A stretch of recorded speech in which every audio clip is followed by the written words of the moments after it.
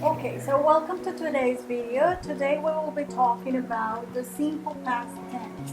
Okay, so I'm going to address this first for the verb to be and then for the rest of the verbs. Okay, so first, the verb to be. So the verb to be in the past tense, we use was or were. Okay, in the present form, the verb to be, we have am, is, and are. In the past tense, we just have two, was and were. Okay, so I have some questions here with some sentences. We're going to review them and I'm going to explain how this works. So, a yes or no question. Was your flight late? The verb to be in the past tense in the beginning, as any other auxiliary, right? Was. And it was because the subject is your flight. Your flight is like an it, right? Was it late? So then we use with, if you have an it here in the subject, you use the verb to be was. So was your flight late? And we have the verb here, right? So yes, it was late. My flight was late. Okay. Now, another yes or no question, but in this case, we have your children, right? The pronoun is your children. It's like a they, right? So we use were in this case. Verb to be were. Were your children there? No, they weren't. So as you can see, the negative sentence is formed with the verb to be and the not particle, but you can use it in a contracted way. So, no, they weren't. Or, yes, they were. Now, an information question. Where were you? Right? This is where, like when we're asking for a place, where. And this is the verb to be in the past tense. So, here we have in the beginning, the WH word, the verb to be in the past tense, and the subject, right? Where were you? Okay? These two are pronounced the same. So it's like if you repeat the same sound. Where were you? I was on vacation. So I have pronoun I, verb to be, and the complement, right? I was on vacation. Okay, so this is basically with the verb to be, right? Now we're going to look into the rest of the verbs, right? Buy, see, travel, arrive, sleep, all those verbs. Because as you know, they work in a different way. Now, for the rest of the verbs, we have two situations that you might have regular verbs or that you might have irregular verbs, right? So for the regular verbs, we just are going to add an ed or a d in this case. The original verb is arrive. So as you can see, the spelling of regular verbs here, we have the verb arrive, that's the original verb, and then in this case you just add the d because you have the e here, right? So you just add a d, and we have it here. I arrived on time. My kids didn't travel, right? This is an affirmative sentence. This is a negative sentence. So when we are going to use a negative sentence, we need to add the auxiliary did, well, do in the past tense, right? This is marking the past tense. We have the not, and as you can see, you have the normal verb, the original verb, the base form of the verb, travel. So this is for negative. The auxiliary is going to use the negative and the past tense. That is his function in the sentence, right? So my kids didn't travel. They stayed home, right? Again, we have ed here. The original verb is stay. We just add ed. They stayed home. Now for spelling, we have three options that you need to add ed that you need to add D, or that you need to change one letter and change it for I-E-D.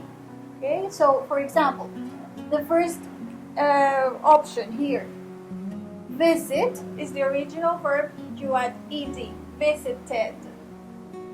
Now the second verb, watch, right? Now it's watched. Okay, you don't pronounce the E in this case. In here you pronounce the E because the original verb ends with a T. So if the original verb ends with a T or a D, then you're going to pronounce the E. Visit, visited. Watch, watched. Okay? Play, played.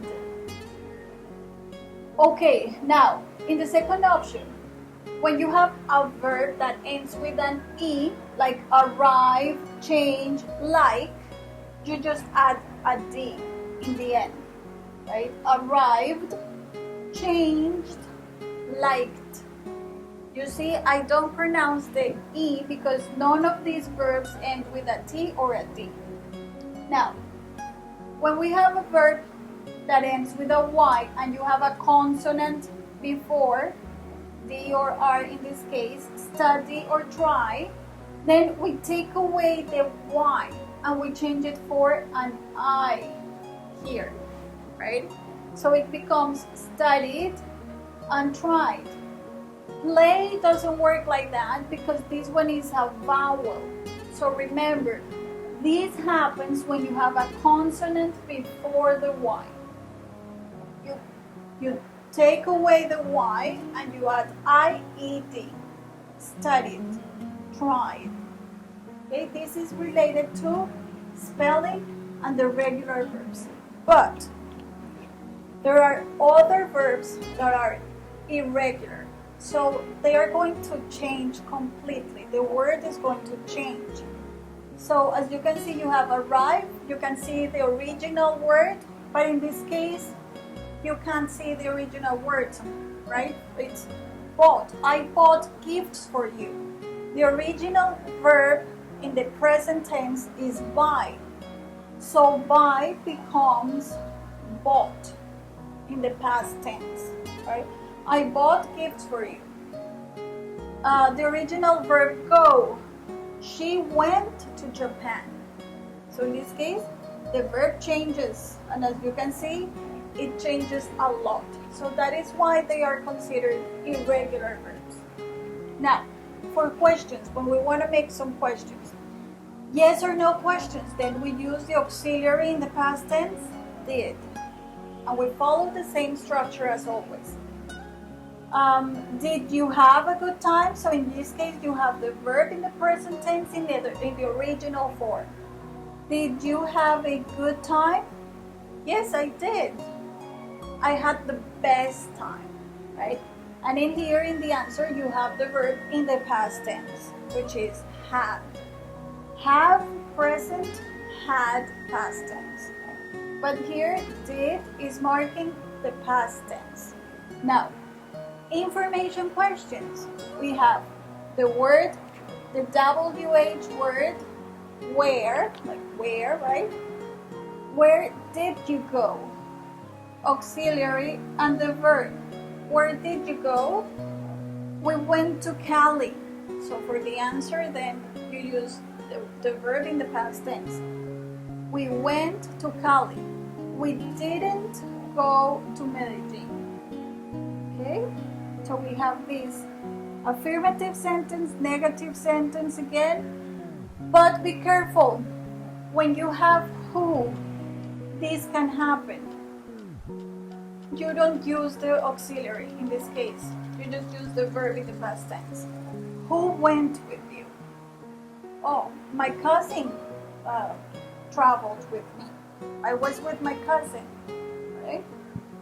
Now, so these are some examples of some irregular verbs, but there is a very long list, and I will provide you more verbs in a list in class. Okay, so you can study them, and you need to learn them by heart. You need to use your memory to remember the past tense of the verbs, because there is no other way.